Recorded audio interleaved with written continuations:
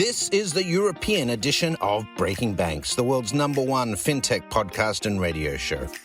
We bring you the European unicorns, startups, founders, regulators, and leaders innovating the rapidly evolving fintech scene today.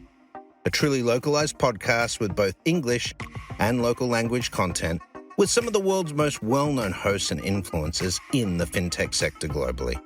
Join us every week as we explore what makes the European Union a phenomenal proving ground for many of the fastest growing fintech plays in the world today. Okay, let's roll. Hello, everybody, and welcome to Breaking Banks Europe. I'm Francesca Aliverti, and I will hosting this episode. Today, we are talking with two very nice guests. I had the chance to chit-chat with them 5 minutes ago, and they are really super funny and interesting people to talk with. This is the sneak peek of one of the most important European fintech events that are actually coming up very soon. It's Finovate Europe, which is going to be held in London on the 14th and 15th of March. And as I said before, I have the pleasure to have here Greg Palmer, VP of Strategy and host of the show. Hi, Greg. Nice to have you here. Thanks for having me. And also Theodora, founder of Unconventional Ventures and a quite well-known face within the Finovate family. Hi, Theo. Just caused trouble. Thank you for having me. Thank you for joining. So, guys, let's start really from the basics. So I know for sure that everybody in our audience know very well Finovate. But let's give us a little bit of an overview of what the event is and especially how it evolved during the years. Because what I see is that you guys are around from quite some years, actually. Greg, maybe you want to tell us something about the show. Yeah, no, absolutely happy to. So you're right. We have been doing these Finovate events for a little while now. And one of the things that really sets our shows apart from the others is the demo, the emphasis on live demos. We put innovative companies on stage and we give them 7 minutes to show their latest technology. No slides allowed, no canned video allowed. Really, we ask the demoers to show their technology functioning in as close to a real world environment as we can get within the confines of our hotel ballroom. So that's what's really allowed us to continue to grow. We have had the European event in London for most of the years we've been running it. We did do a version in Berlin shortly before the pandemic. And when I say shortly before, I mean like 2 weeks before everything kind of shut down in 2020. And we came back into London last year for our first live event in Europe since the pandemic. And we were really blown away by the number of people, just the amount of energy that we had in the space, some really cool technologies on display. And also it was really fun just having everybody back in the room again. The audience was clearly up for it. Everybody was just bouncing off the walls to connect with each other. And this year we're going to be building off of that momentum. We're going back to the same venue, which is really close to the O2 Arena for those of you who are in London. And we've got a great lineup of presenting companies, demoing companies, I should say, and speakers as well. So, all things told, it's going to be a really fun event for us. We've got a couple new pieces to try out this time around, which I'm sure we'll talk about in just a moment. But it's been really good for us to just see kind of the industry come back together after a couple of years of forced hiatus. Nice. Great, Greg. And I have to say, your format is something very special because I know so many founders that are actually super scared to get on that stage. Like I need to have my demo super perfectly running. So it's quite a thing within the industry. It is true that it can be a little bit scary. I just have to say one thing really quickly on that. We do actually offer coaching and support for all the companies who come to our events. That's something that I actually do myself. So while it is something that can be a little bit scary, I totally get that. There are definitely ways you can make it a little bit more manageable. And we do try and put everybody in a position to succeed up there on stage. We don't have any interest in watching somebody crash and burn. So we like to give them all the support we can. Of course, Greg likes really to mention to people, like, please be kind, because it is a little bit scary to get on stage. Greg, you didn't tell people that you do turn off the mic, though. We do. Yes, that's true. If you hit the 7-minute deadline, we do actually ring a bell. And if you keep going past the bell, we will cut the mic on you. I think our AV team particularly relishes this because they have to watch a lot of conferences where they have to hear people keep going. And so for them, we put the responsibility in their hands. And I think it is something that they quite enjoy, being like, 7:05, time's up, you're done. And then it gets really awkward. I have to come out and kind of usher them off stage.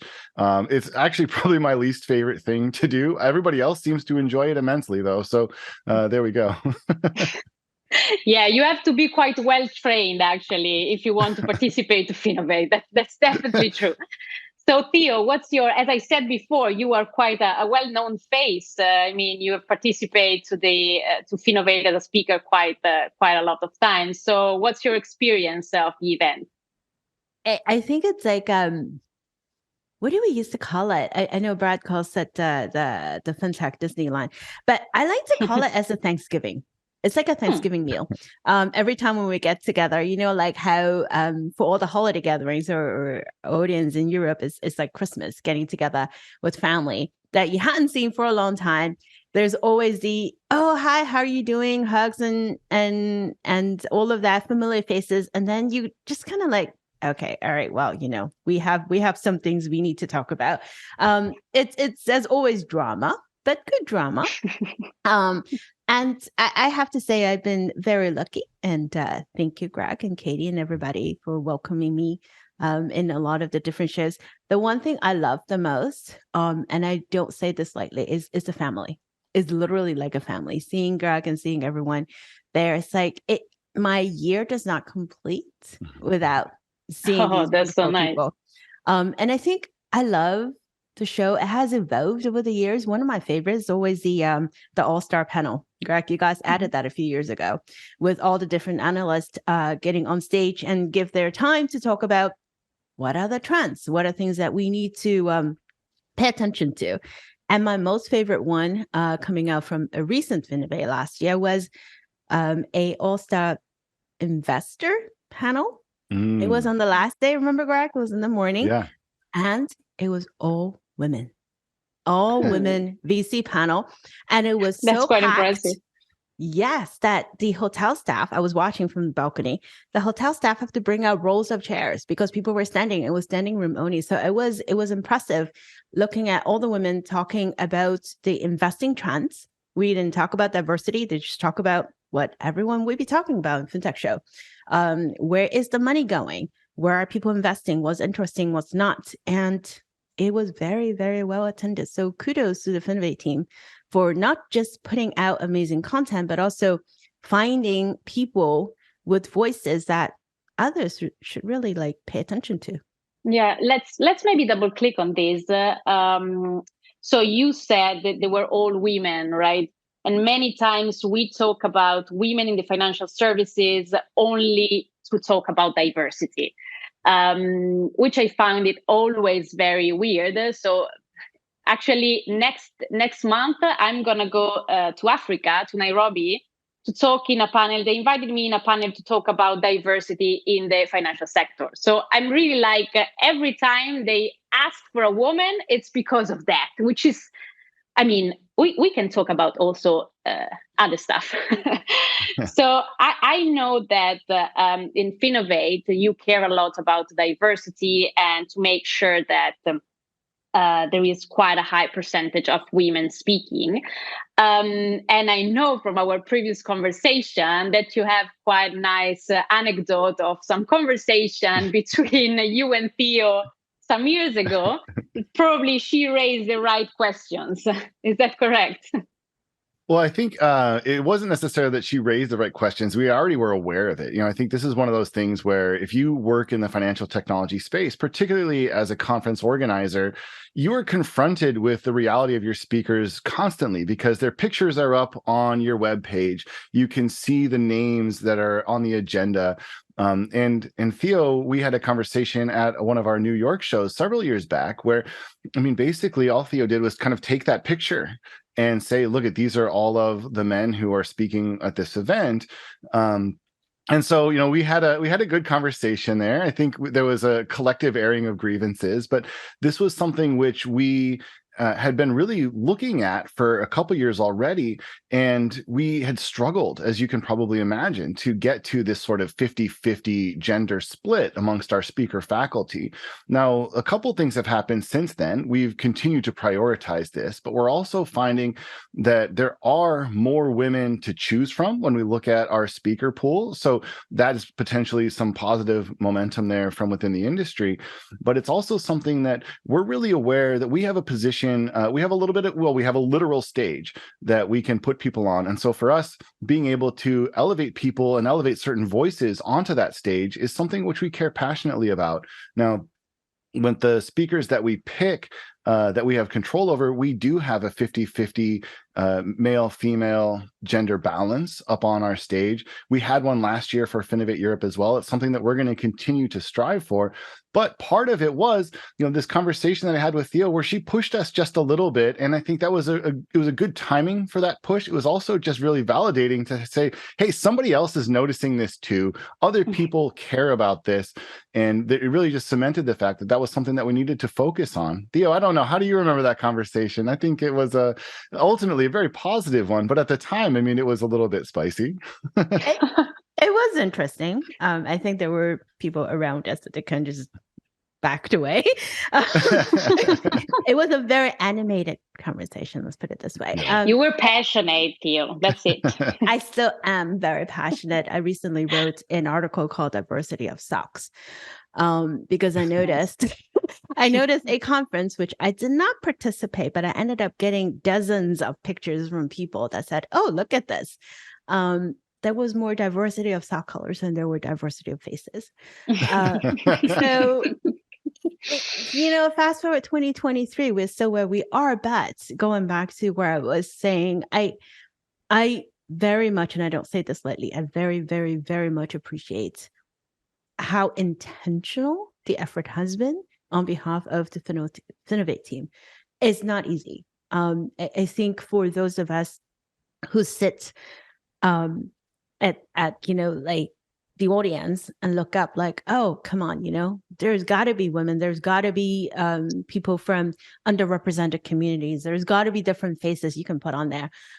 We could see it because it's easy to see, but there are a lot of challenges in the back. I think one of the pushbacks I often get from conferences is, well, we need to put faces who are familiar to others so that they can attract people. So why do you actually, what do you think it's the problem? Because as you said, there are a lot of challenges as a event organizer, because I'm sure that many times it's not that we don't want people to go on stage, but it's very hard to find sometimes. So what do you think it's a real problem? They don't look enough. There are no many women in high positions. What's the deal?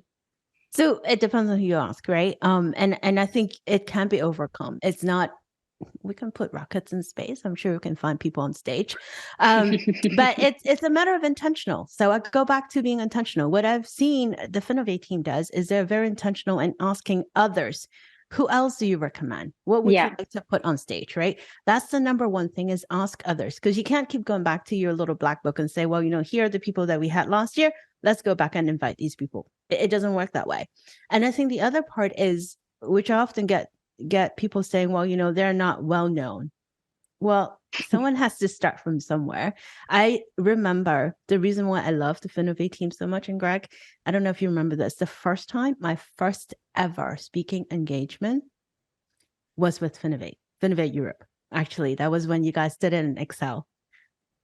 Then you're really far, a little bit far away. Back. Yeah, it was a while ago, and all the way on. And I remember this. It wasn't because I had spoken before in fintech. I never did. I did a bunch of reports. I did a bunch of stuff, but I never got on stage to talk about fintech. Yeah. And at that time, the team, that was before Katie, they said, well, Theo, you should come on stage.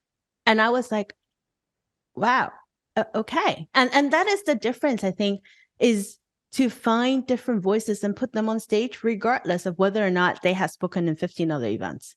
And I think that is the key part, is to give someone that first chance. Yeah, that's very much true. Also, you give some freshness also to the content of the conference, because Absolutely. at a certain point, if we are always the same circle of people, why should we come to the conference, right?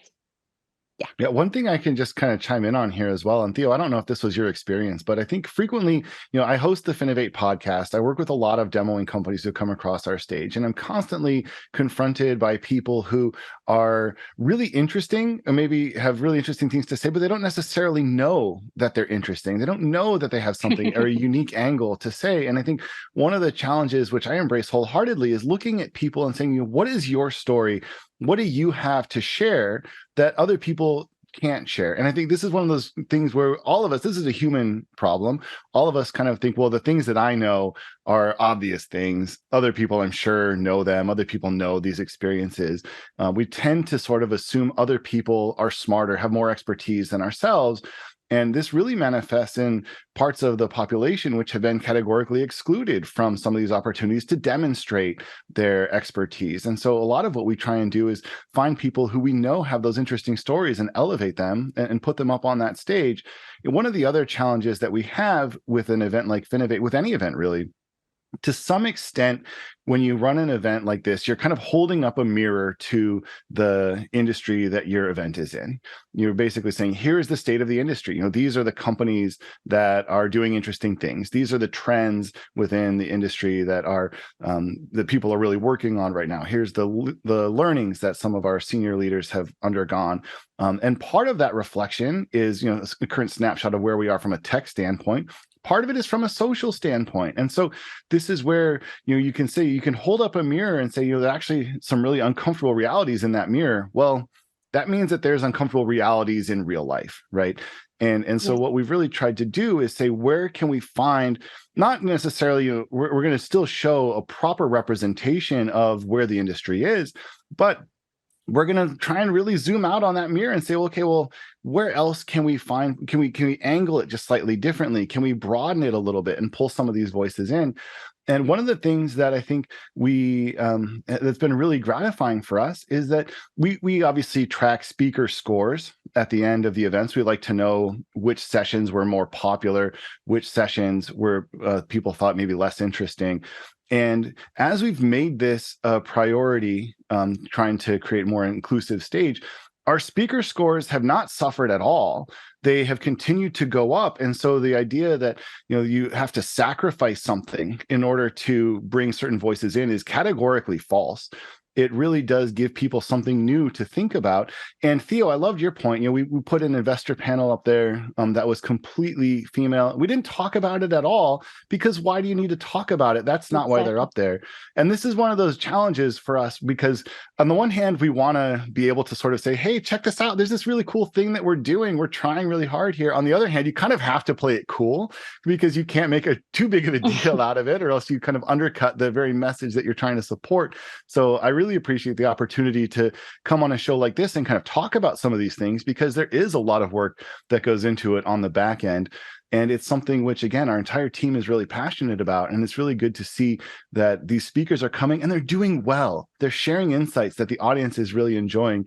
And, I'm sure we're going to see another round of it in London. We have a great speaker lineup. We've got some really good experts who are both male and female. And at the end of the day, hopefully the audience doesn't even really notice. Yeah, maybe Greg, we can actually give a little bit of a sneak preview of some topics and cool stories the audience is gonna see in March. What do you think? Can you give us something you're cooking? Yeah, absolutely. So, obviously the content that everybody's always interested in prior to the event is what are the demos going to be talking about? What are the innovators going to be working on? And we've got a good group of companies who are set to take the stage. We're actually still signing a couple more, so there will be some additions from here. But we're pulling in companies from all over the world and from a wide variety of sources. We have very different company ages. Our oldest company that we're going to see was founded in 1988. And the most recent one was founded in 2023. So, really quite a variety there and a big variety in terms of the subject matter. But some key areas that we're seeing a lot of people in the risk management and the compliance space. Obviously, this continues to be a pain point for financial institutions. we're seeing a lot of companies coming to us with small business solutions. Another group who I think it's been pretty widely documented really struggled in the pandemic and in the aftermath of the pandemic. And so it's really good to see some solutions really targeted at that community and trying to ease some of the pain points there.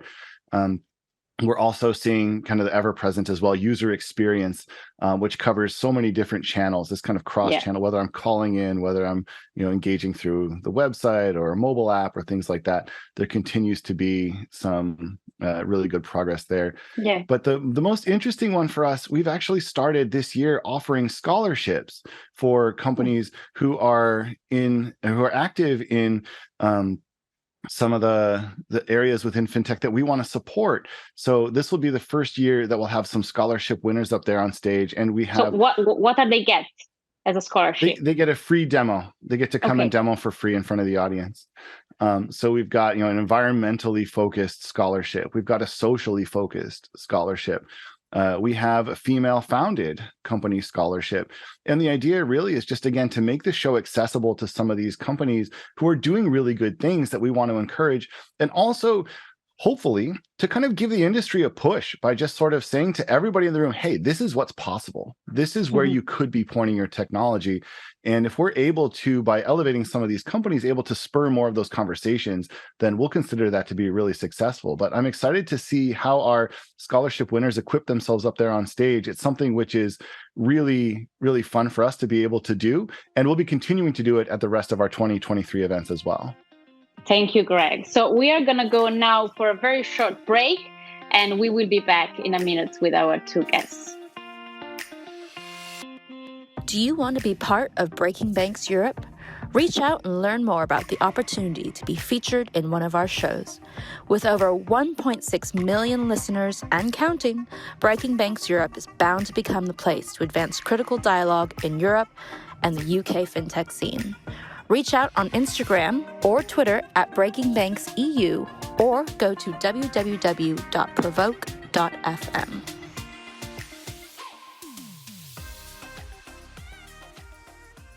And we are back to the show. Again, talking about Finovate Europe.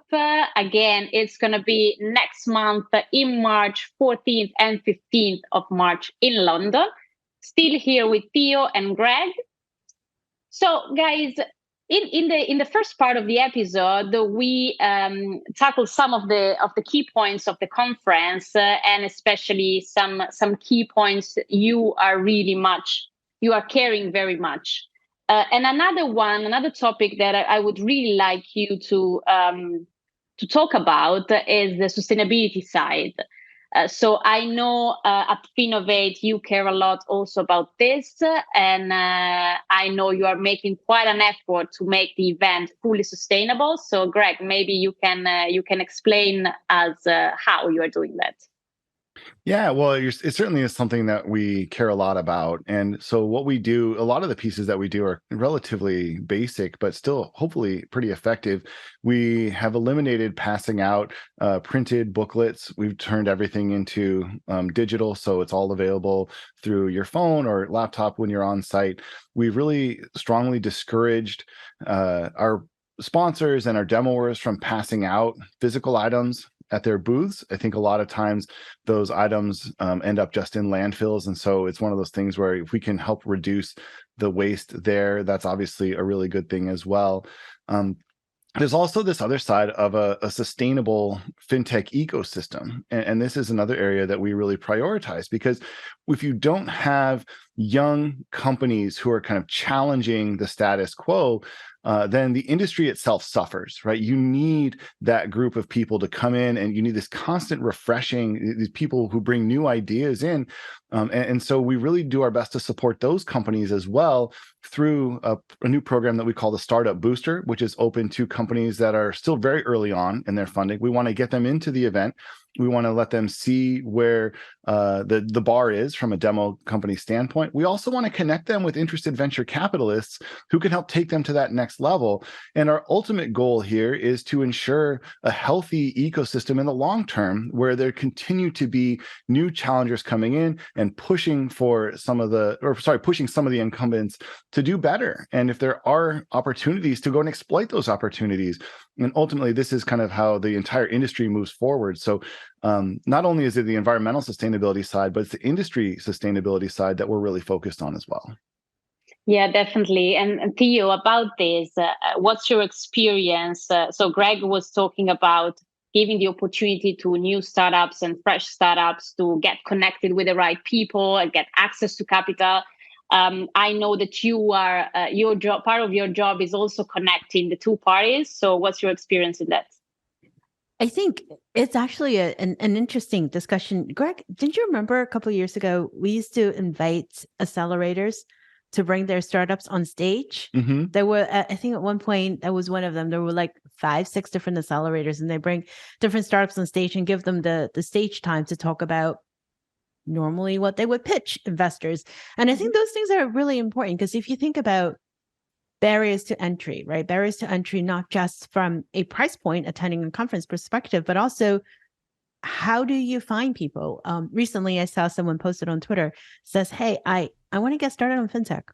I don't know where to start. I don't know how to start, right? So these events, they give a front door view of, here are the big trends. Here are the people. This is what people are talking about. This is where the money is going. And I think this is all part of helping to grow that ecosystem, because things change all the time. And, one of the things that some people like to say is everything is fintech. Well then, how do we go about changing and impacting the quote unquote fintech industry so that it works for more people? So inclusion definitely has to be part of that viability, long-term sustainability. How do we include different aspects of what's happening in society?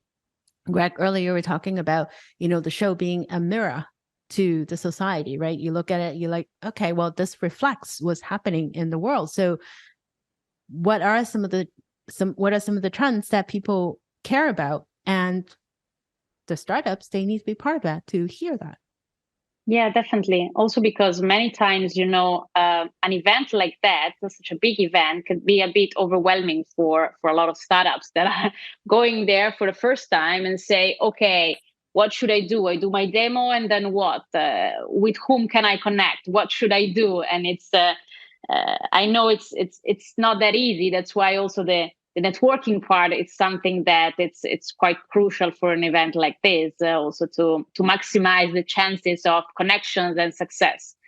Maybe Greg, you can tell us something also about that. What are you planning to do? I know you are doing something new on the side of networking. What is it about? Yeah, we've got a couple of new initiatives this time around. There's one that I think should be really fun, though, which I'm excited about. We're going to kick off one of the networking sessions with a fintech game show that we're going to try out called Hot or Not. Theo is actually going to be a participant in this. You can see. Do you know that, Theo, that you are going to be there? Are you ready? I am born ready. Oh, you'll be great, honestly. So what we're going to do is we're going to have our panel of contestants who will take some themes within fintech, and then they'll have to argue that aspect of fintech is either hot or it's not, as the name would suggest. At the end of each kind of mini debate, our audience is actually going to have signs that say hot or not, so the audience will vote based on how persuasive the arguments were from stage. So, for example, we might start off and say, okay, hot or not in fintech, free drinks at networking and happy hour at fintech conferences. Presumably, the hot crowd would probably win that one. But it should be a really fun way to kind of tackle some of these themes within fintech in a lighthearted way, but also I think it'd be really interesting to see what our audience says about which trends they view as hot, which trends they view as maybe not being as interesting. So there will definitely be a fun couple of minutes there, but also it will yield some really interesting results, because in some cases, the industry, as Theo said, can move very quickly, and something which is a really interesting topic one year might no longer be that interesting to people in the audience the next. And so we'll have somebody at least write down which ones the audience said were hot or not. And I think it's going to be fascinating to see.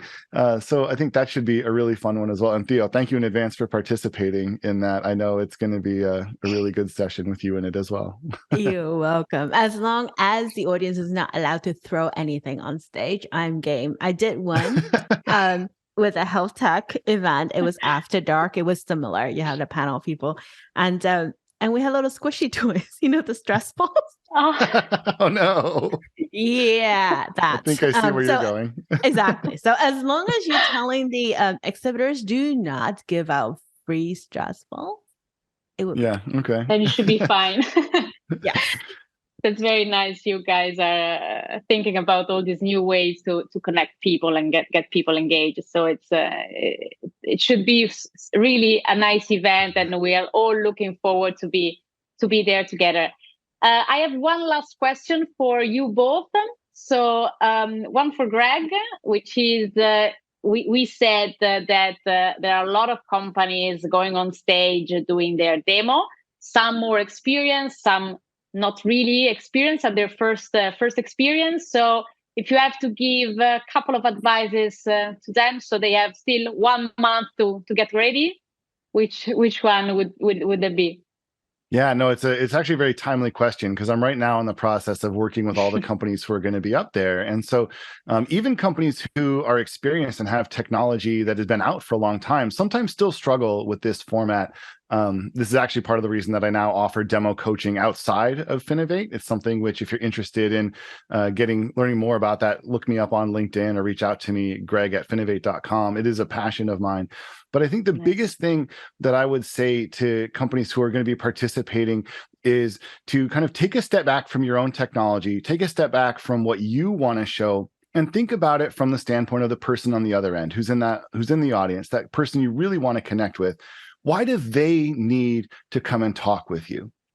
And what's in it for them, basically? What's the value proposition? And so distilling your message down to something that's going to be really accessible, really interesting for people on the other end, keeping it less about yourself and more about them is really important. And then also looking at the urgency, looking at the why now. Why is this something which you can't afford to wait on any longer? And I think, if you come to enough of these kind of events, the kiss of death for a demo at Finovate is not, we don't like the technology. It's, oh, that's really interesting, but I've got too many other priorities right now that I can't afford to look at that one aspect. Maybe I'll come back to it in a couple of years. And that's really difficult. And I think this is a really big problem in the fintech space in general, because so far, a lot of financial institutions haven't really been punished too much for waiting a couple of years, being slow to adopt some of these technologies. And it's up to the fintech companies who are up on stage to articulate, here's why you need to act now. Here's what that opportunity cost is if you fail to take action here. And so, looking at it from that standpoint, you can see it's quite a challenge for the companies who are going to be up on stage, even just articulating these kind of two basic sides of it. Why should you care? And why do you need to move now are really difficult questions. And every company up on our stage needs to be prepared to answer those questions, or else they're going to struggle to get the audience's attention. Of course. And many times I think many teams are quite too technical, while on the other side, you don't have you don't have people talking the same language. So you have to translate it to the business. So Theo, what's your advices for the startups? I completely wholeheartedly agree on what Greg said. And by the way, he didn't mention this yet on the show. He does talk about dad jokes, and it's a way to break the ice if you think about it, right? Is to help ease people. You do that a lot, Greg, and it's fun to watch. I think the one thing that really resonates what Greg just said is, think about the person on the other end, right? You're not there to sell your solution. You are there to help solve someone's problem. So what is it that is on top of people's mind right now? What are the problems that they want to solve? And how do you go about helping them instead of saying, hey, this is me, come pay attention to me? So turn that around and have fun. Your part of that job is to entertain the crowd. It's a very weird way of thinking about it, but if you're just there and you're really boring and you're just talking to the script, no one is going to pay attention to you. So, and it's also how long is a pitch? 5 minutes? 7 minutes. 7 minutes. So it's like, come on, 7 minutes of your life. It's nothing basically. Yeah. Get that energy up, have that extra cup of coffee. I don't want to alarm anybody with some potentially earth-shattering news, but fintech can actually get a little bit dry. It turns out it is. So if you don't go out and actually figure out why you say that, we always want to talk about anti-fraud mechanism and so on. Come on. I wake up with that in mind. go to a party and that's what I always tell people. Like, if you're gonna up on stage, how would you explain to a group of people you just met at a party what it is you do for a living? And it's usually very, very different how people would say it in that statement versus how they would do it at an industry conference. And I'm like, well, you need to bring more of that in. And Theo, you're spot on. You need to have the energy. You need to make it. It doesn't necessarily have to be entertaining, but you have to demonstrate that you care. You have to appear on stage as though you're passionate about your own technology. Because if you're not interested from stage, why am I going to be interested as an audience member? Definitely. And again, we'll see. I think, as I said, we've got a really good crop of demos this time around. I think they're going to do a really good job. I would encourage anybody who's interested, come on out and see them for yourself, get a sense of where the industry is at. And we'd love to have you there, and we'd love to have you take it all in for yourself. Yeah, I'm definitely curious to see all this lineup of amazing companies. So thanks a lot, guys. I'm really happy that I will be able to come and see myself what's going on in London on 14th and 15th of March. Thanks a lot, Greg. Thanks a lot, Theo. See you very soon. Thank you so much. Yeah, thank you so much. Thank you. And of course, thank you very much to our audience. Remember to follow Breaking Banks Europe on all streaming platforms and social media. And see you next week. But most important, see you in 1 month in London at Finovate Europe. Ciao. Thanks for listening to Breaking Banks Europe, a Provoke Media podcast in cooperation with FinTech Stage. Don't forget to tweet us out, shout out, or post to the team at Breaking Banks EU on Twitter. If there's something or someone you'd like to hear on our cast, let us know. See you next week on Breaking Banks Europe.